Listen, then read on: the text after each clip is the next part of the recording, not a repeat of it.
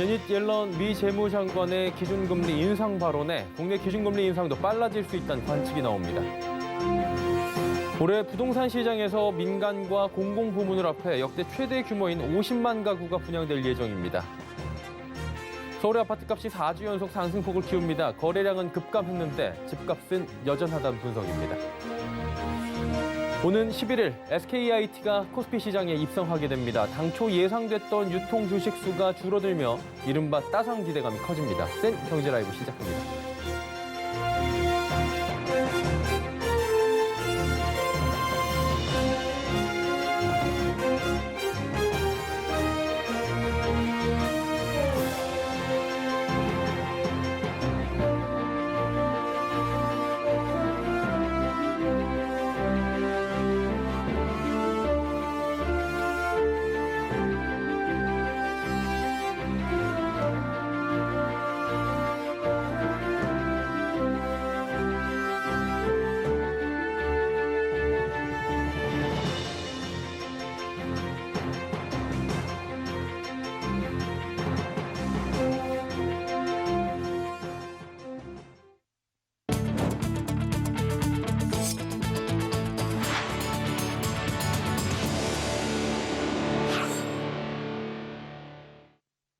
시청자 여러분 안녕하십니까? 센 경제 라이브 서정덕입니다.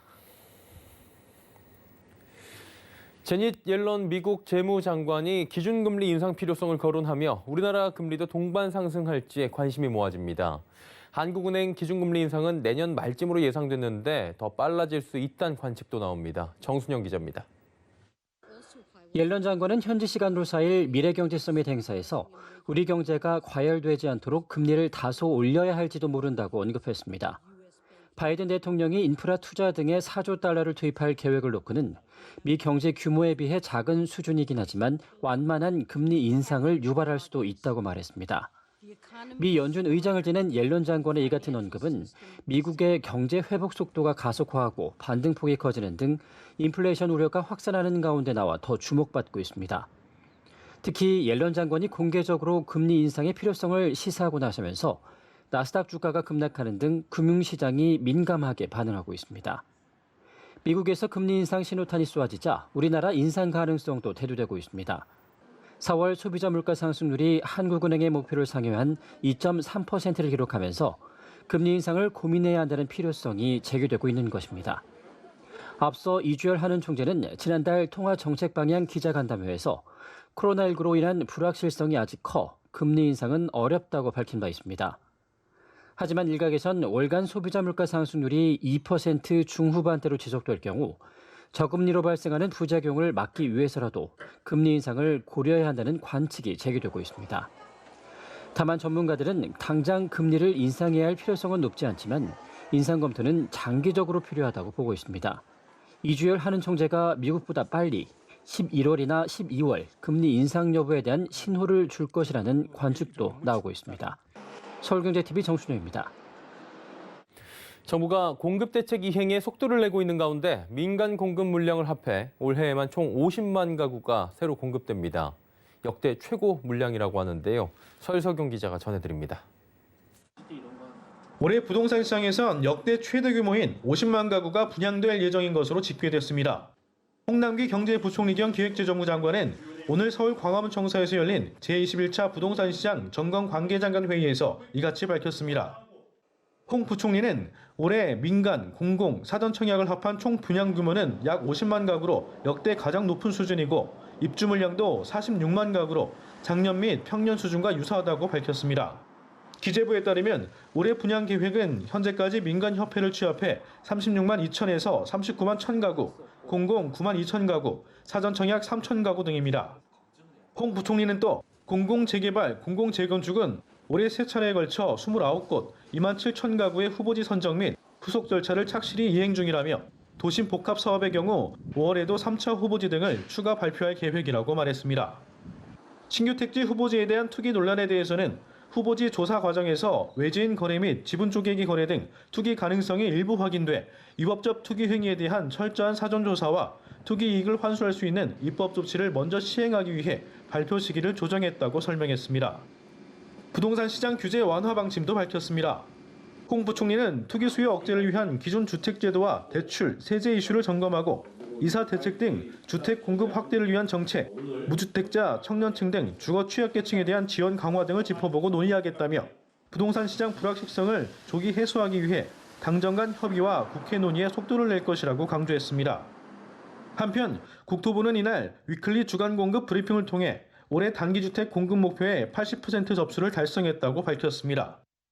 국토부에 따르면 4월 말 기준 민간 사업자로부터 18,000가구의 신규 사업이 신청됐고 LH 등은 1,400가구에 대해 약정 계약을 체결한 것으로 집계됐습니다. 서울경제TV 설석영입니다. 서울시가 여의도와 압구정, 목동 등을 토지거래 허가구역으로 지정했음에도 재건축 단지 위주로 서울 아파트값이 상승폭을 확대한 것으로 나타납니다. 거래는 급감했는데 집값은 여전하다는 분석입니다. 한국부동산원은 5월 첫째 주 서울 아파트값이 전주보다 0.09% 올랐다 밝혔습니다. 이로써 서울의 아파트값은 4주 연속 상승폭을 키웁니다. 이사 주택 공급 대책 발표 이후 매주 둔화되던 아파트값이 4.7 보궐선거 직후부터 계속해서 오르고 있는 모습입니다. 구별로는 노원구가 0.21%나 오르며 4주 연속 서울에서 가장 높은 상승률을 보였습니다. 그 뒤를 이어 서초와 송파, 영등포구, 강남구, 양천구 등의 순이었습니다. 부동산 전문가들은 서울 아파트 거래량은 급감했는데 여전히 높은 수준의 집값을 유지하고 있다고 진단했습니다. SKIT가 공모가의 2배에서 시초가를 형성한 뒤 상한가에 진입하는 이른바 따상 기대감이 커지고 있습니다.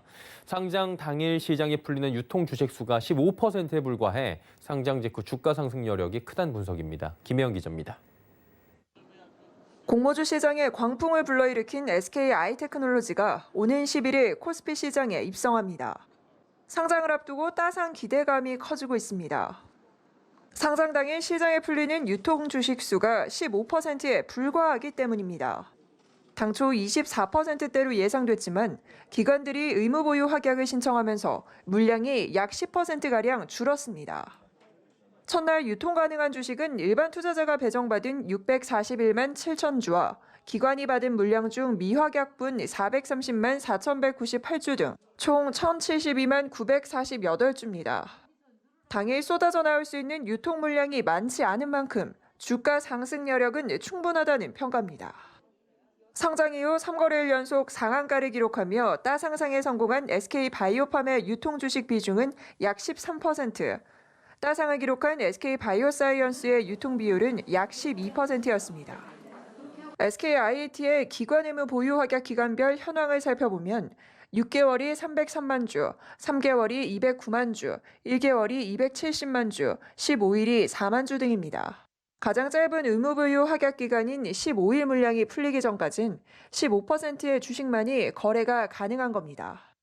이와 함께 SKIAT의 최대 주주인 SK이노베이션과 재무적 투자자 프리미어 파트너스가 6개월간 주식을 팔지 않겠다고 확약했고 우리사주 물량 역시 1년간 팔 수 없습니다.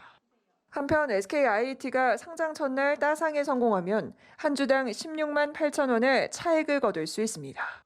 서울경제TV 김혜영입니다. 코로나19 백신 접종자를 대상으로 한 해외여행 상품이 속속 등장하고 있습니다. 오늘 하나투어는 코로나19 백신 접종 완료자를 대상으로 지금 떠나는 해외여행을 내놨습니다. 여행지는 하와이와 스위스, 몰디브, 두바이 등이고 코로나19로 여행이 불가능한 경우엔 취소 위약금이 발생하지 않도록 했습니다. 참 좋은 여행도 지난달 30일부터 백신 접종 완료자를 위한 괌 여행 상품을 팔고 있습니다. 이들 여행사에서 출시한 해외여행 상품은 코로나19 백신을 접종한 뒤 항체 형성에 필요한 2주가 지난 사람만 이용할 수 있습니다. 또 출국 전 질병관리청에서 발급한 백신 여권, 쿠브를 제시해야 합니다. 가상화폐 도지코인 시가총액이 묻지마 투자 광풍을 타고 시가총액 90조 원도 넘어섰습니다. 가상화폐 정보 사이트 코인데스크에 따르면 전날 도지코인 가격은 30%가 넘게 오르며 0.5달러를 돌파했고 오늘은 0.6달러 선도 넘어섰습니다. 도지코인의 시가총액은 가격 급등에 힘입어 800억 달러, 우리 돈 약 90조 800억 원으로 몸집을 불렸습니다. 미국 경제매체 마켓 인사이더에 따르면 도지코인의 시장 평가액은 코로나19 백신을 개발한 글로벌 제약업체 모더나와 미국 최대 자동차 회사 GM마저 앞질렀습니다. 외신들은 도지코인 급등 배경으로 머스크 효과를 꼽았습니다. 머스크는 오는 8일 미국 MBC 방송의 코미디쇼 SNL 출연을 앞두고 지난주 트위터에 도지파더 SNL 5월 8일이라는 글을 올려 도지코인 매수세에 불을 붙인 바 있습니다. 5대 시중은행들이 이르면 이달부터 청년 자영업자에 대한 대출 금리를 약 0.1%에서 0.2%포인트 인하합니다. 지난 3월 금융감독원과 함께 마련한 청년 자영업자 지원 방안의 후속 조치로 금융감독원도 연말까지 은행들의 청년 자영업자 지원이 원활하게 추진됐는지 실태 점검에 나서기로 했습니다. 앞서 금감원과 은행들은 지난 3월 말 신규 창업이 증가하고 있는데 폐업 비중은 다른 연령 대비 높은 청년 자영업자 지원 방안을 추진한 바 있습니다. 은행들은 통상적 우대금리 폭인 0.1에서 0.2%포인트 인하를 유력하게 검토 중으로 청년 자영업의 경영 건전성과 은행 재무 건전성 모두 개선될 것으로 예상합니다. 코로나19 팬데믹으로 인한 비대면 문화 그리고 소유보다는 경험을 중시하는 밀레니얼 세대의 중심으로 구독 경제가 확산되고 있습니다. 카드업계도 앞다퉈 구독 경제 서비스 혜택 강화에 나서고 있다고 하는데요. 양한나 기자입니다. KB국민카드가 현대렌탈케어와 손잡고 내놓은 현대큐밍 KB국민카드. 전월 이용 실적에 따라 현대큐밍의 정수기와 공기청정기, 매트리스 등의 렌털 요금을 월 최대 17,000원까지 할인해주는 혜택을 담았습니다. KB국민카드는 앞서 KB일 정기구독 서비스를 개시하기도 했습니다. 식음료와 도서, 반려동물 관련 제품 등 생활과 밀접한 상품을 정기 구독할 수 있는 서비스입니다. 우리카드의 카드의 정석 언택트와 신한카드의 디본스, 하나카드의 멀티시리즈 등은 넷플릭스나 유튜브 프리미엄, 멜론 등 디지털 구독 서비스와 관련한 혜택을 제공합니다. 현대카드는 전통주와 티백, 마스크, 손소독제, 반려동물 간식 등 정기 배송 서비스를 할인된 가격에 이용할 수 있는 12가지의 구독 패키지를 선보였습니다. 카드업계가 언택트 시대에 맞춰 집중하고 있는 구독 경제 서비스들입니다. 구독 경제는 소비자가 일정 금액을 지불하고 원하는 상품이나 서비스를 주기적으로 제공받는 것으로 구매하는 것보다 적은 금액으로 일정 기간 사용할 수 있다는 장점이 있습니다. 기업 입장에서는 안정적인 매출 확보와 이용자를 묶어두는 로깅 효과를 기대할 수 있습니다. KT경제경영연구소에 따르면 국내 구독경제 시장 규모는 지난 2016년 25조 9천억 원에서 작년 40조 1천억 원으로 54.8%나 증가했습니다. 글로벌 투자은행 크레디트 스위스는 2023년 전 세계 기업의 75%가 구독 서비스를 제공할 것으로 전망했습니다. 카드업계의 구독 경제 시장을 선점하기 위한 경쟁은 더욱 치열해질 것으로 전망됩니다. 서울경제TV 양한나입니다. 현대자동차가 교통과 환경 등 글로벌 사회가 직면한 문제를 해결하기 위한 다양한 솔루션을 제시했습니다. 이는 현대차와 UN 개발 계획의 For Tomorrow 프로젝트 일환으로 더 나은 내일을 만들기 위한 해결책을 클라우드 소싱 방식으로 제안하는 캠페인입니다. 첫 번째 주제로는 지속 가능한 도시와 커뮤니티 조성이 선정됐습니다. 공개된 영상에는 태양광 가로등, 그린 에너지 모빌리티, 리얼 아이스 등 3가지 솔루션이 등장합니다. 현대차와 UN 개발 계획은 이번 솔루션이 현실화되도록 지원하며 이 과정을 다큐멘터리로 제작해 오는 9월 UN 총회 기간에 선보인다는 계획입니다. 카카오가 올 1분기 모빌리티 핀테크 등 신사업 부분의 선전에 힘입어 역대 최고 실적을 기록했습니다. 카카오의 올 1분기 연결 기준 매출은 전년보다 45%나 증가한 약 1조 2,600억 원으로 집계됐습니다. 영업이익은 79%나 올라 1,600억 원에 육박합니다. 사업 부문별로는 플랫폼이 전년 동기 대비 51% 늘어나며 7천억 원 가까운 매출을 올렸습니다. 카카오톡 관련 사업인 톡비즈 역시 매출이 전년 같은 기간 대비 61% 증가했습니다. 신사업 부분 매출은 카카오 모빌리티의 택시 매출 확대 및 카카오페이의 결제 거래액 및 또 금융 서비스 확대로 전년 동기 대비 89% 증가한 약 1,900억 원을 기록하며 전 사업 부분에서 가장 높은 성장세를 보였습니다. 편의점 CU와 대한제분이 협업해 만든 수제 맥주 곰표 밀맥주가 전통의 맥주 강호들을 모두 제쳤습니다. 곰표 밀맥주는 지난달 29일 위탁 생산으로 월 300만 개 대량 공급을 발표한 지 이틀 만에 카스와 테라, 하이네켄을 누르고 매출 1위에 올라섰습니다. 지난 30여 년 동안 편의점에서 수제 맥주가 대형 주류회사 제품을 누르고 1위에 오른 건 이번이 처음입니다. 지난달 29일부터 이달 4일까지 곰표 밀맥주의 하루 판매량은 최대 15만 개로 지난해 대비 22.5배나 늘었습니다. 곰표 밀맥주 인기에 CU의 수제 맥주 매출은 365.5% 뛰었고 맥주 매출에서 수제 맥주가 차지하는 비중도 28.1%로 늘어났습니다. 오늘 헌법재판소가 출퇴근 시 유상으로 승용차를 함께 타는 카풀을 허용한 법 조항이 헌법에 위배되지 않는다고 판단했습니다. 지난 2019년 8월 개정 전 운수사업법은 자가용 차량의 유상 운송을 금지하면서도 출퇴근 시 승용 자동차를 함께 타는 경우는 예외로 규정한 바 있습니다. 이번 헌법소원은 2017년 약 한 달 동안 자가용 차량으로 유상 카풀을 한 혐의로 기소돼 벌금 70만 원의 약식 명령을 선고받은 A씨가 출퇴근 때 구체적 기준이 없다며 제기한 바 있습니다. 이어 헌법재판소는 해당 조항의 문헌, 입법의 배경 및 취지, 법의 규율 체계 등을 고려하면 유상운송 제공이 허용되는 출퇴근 카풀의 기준을 충분히 예측할 수 있다며 합헌 결정을 내렸습니다.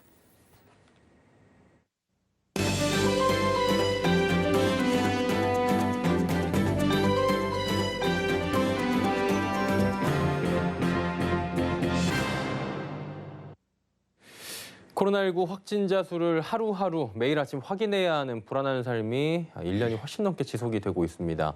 1년 전과 다른 상황이라면 현재 화이자부터 해서 아스트라제네카 이런 백신들이 있는데 상황이 지금 크게 달라졌다 체감하기는 어려운 상황이죠. 국립중앙의료원은 이번 주 초에 기자간담회를 열고 코로나19 종식, 집단 면역 달성은 어려울 것이라며 결국엔 토착화될 것이란 암울한 전망도 내놨습니다.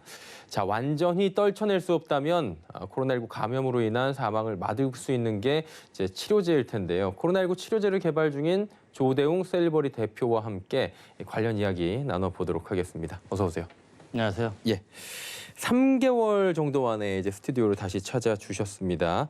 사실 오늘 코로나 좀 여쭤보려고 모시긴 했는데 그 전에 지난 인터뷰 때 퇴행성 뇌질환 정복에 대한 얘기를 주로 해주셨는데 최근에 좀 성과가 있었다고 들었는데 이 이야기 먼저 가볍게 해보죠. 예, 그러니까 퇴행성 뇌질환, 예. 알츠하이머병, 예, 파킨슨병, 헌팅턴병 예, 등등 여러 가지 이제 나이를 먹어감에 따라서 뇌 기능이 점점 상실해 가고 예, 최종적으로는 이제 치매, 인지 기능, 운동 기능, 기억력, 감정 조절 이런 모든 이런 뇌 기능이 작동이 점점 안 좋아지는 게 퇴행성 뇌질환인데요. 예. 이거를 치료할 수 있는 약물이 없어요. 증상 개선제가 조금 있긴 하나 예. 알츠하이머병이나 파킨슨병의 치료제가 있다 그런 말씀은 못 들어봤죠. 예. 그 이유가 우리 뇌는 뼈가 없어요. 뇌를 보호할 수 있는 이런 그 구조가 없기 때문에 혈관이 둘러싸여서 뇌 조직을 보호합니다. 예. 그러니까 혈관을 뚫고 안으로 뇌 조직 안으로 들어가야 돼요. 그걸 못하는 거예요. 그러니까 요번에 저희가 한 거는 저희의 플래톤 기술은 이러한 혈뇌 장벽, 세포와 세포 사이를 이렇게 투과해서 원하는 조직 안으로 그리고 세포 안으로 들어가게 하는 그런 기술이 적용된 퇴행성 뇌질환 치료제, 파킨슨병 치료제가 이미 이제 개발은 해놨으나 정말 뇌 조직 안으로 들어가나 얼마가 들어가나 그것을 영국에 있는 이제 위탁 분석 기관에서 실제 샘플에서 동물 샘플에서 정말 들어가나 시간대별로 얼마가 들어가나를 분석해서 정말 들어간다. 굉장히 빨리 들어간다. 한 번 투여했을 때 30분에서 1시간 사이에 최대 용량이 뇌 조직 안으로 전송이 되고 그게 24시간 동안 대사가 되면서 제거되더라 하는 분석 데이터가 갖는 의미는 이런 혈내 장벽을 투과해서 거대한 제조합 단백질 항체도 뇌 신경세포 안으로 집어넣을 수 있으니 이러한 퇴행성 뇌질환 치료제로 개발할 수 있겠다 하는 것이 증명된 의의가 있습니다. 굉장히 장족의 발전이다. 과학사에서는 이렇게 지금 받아들여지는데 코로나19 이제 백신 치료제에 대한 이야기를 본격적으로 좀 나눠보도록 하겠습니다. 백신 치료제 나왔습니다. 근데 불안감은 사라지지 않았고요. 그래서 치료제 동향과 관련해서 전문가 인터뷰를 저희가 미리 좀 준비를 해봤습니다. 이 부분 듣고 저희가 조 대표와 이야기 나눠보도록 하겠습니다. 그렇지 않고 중증으로 가는 사람들의 경우에는 바이러스의 증식도 문제지만 그 바이러스에 감염된 세포들을 공격하기 위한 체내 면역 반응의 과도 활성화. 그걸 이제 전문적으로는 사이토카인 스톰이라고 말할 수가 있겠는데요.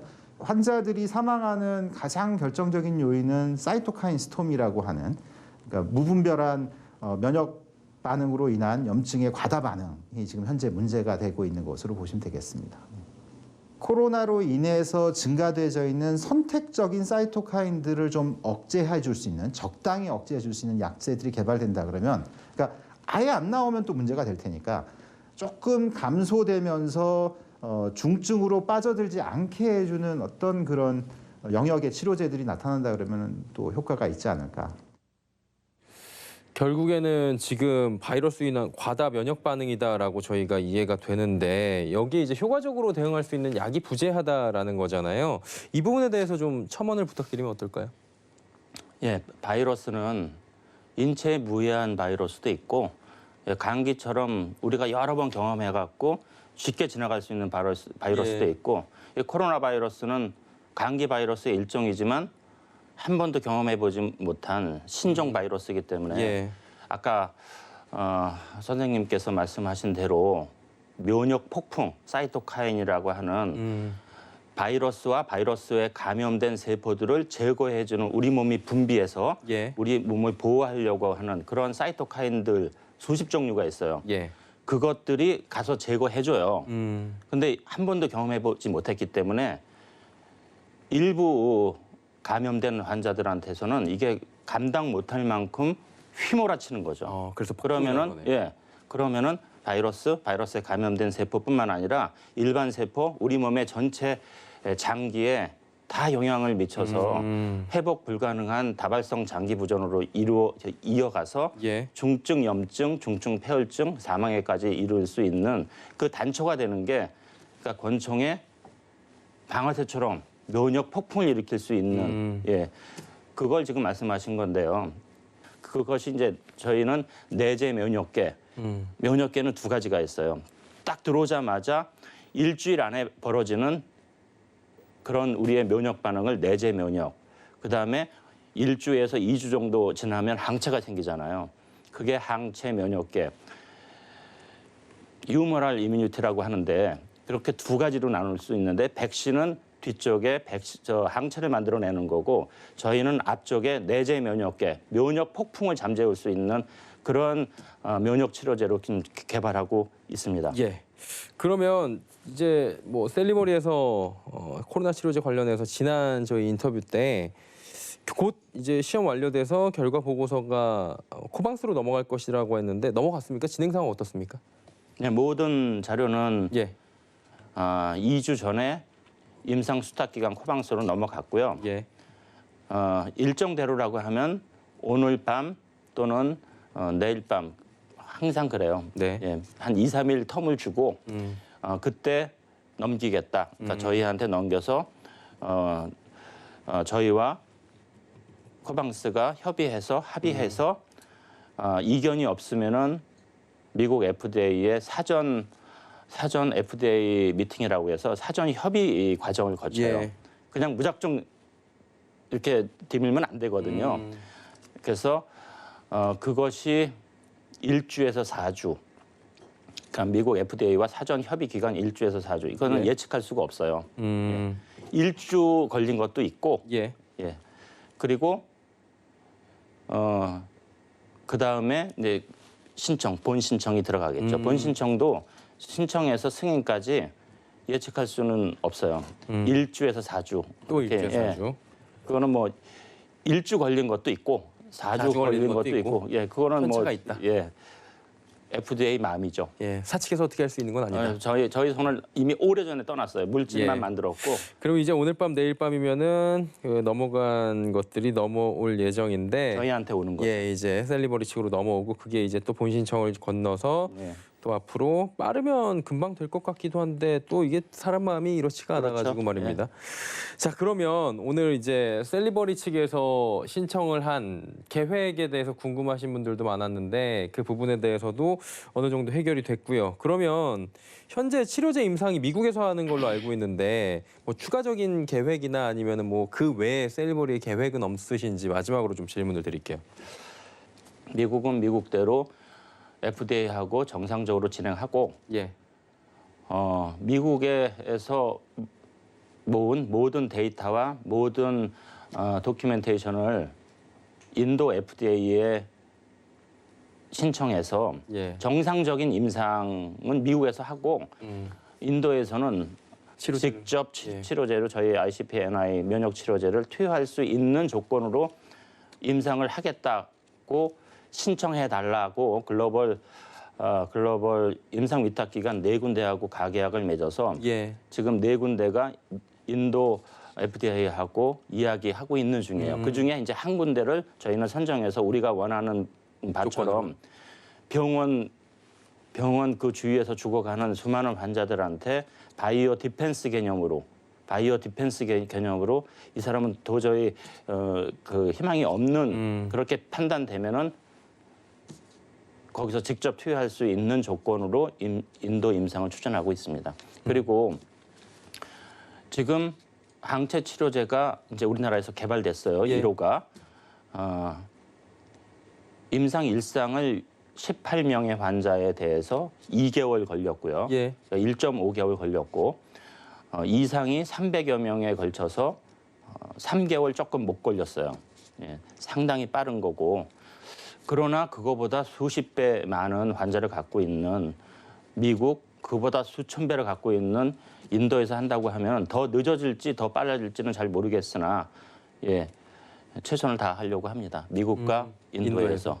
그러니까 미국뿐만이 아니라 지금 예정돼 있던 미국을 넘어서서 지금 굉장히 구호가 절실한 인도까지도 지금 진출 계획으로 하나둘씩 지금 가고 있다라고 말씀을 해주셨습니다. 이 계획들이 차근차근히 돼서 국제적으로 좀 여러분들에게 도움을 드릴 수 있는 계기가 되기를 저희가 함께 또 응원을 해보도록 하겠습니다. 자, 오늘 말씀은 저희가 여기까지 들어야 될 것 같습니다. 조대웅 셀리버리 대표와 함께했습니다. 고맙습니다. 네, 고맙습니다.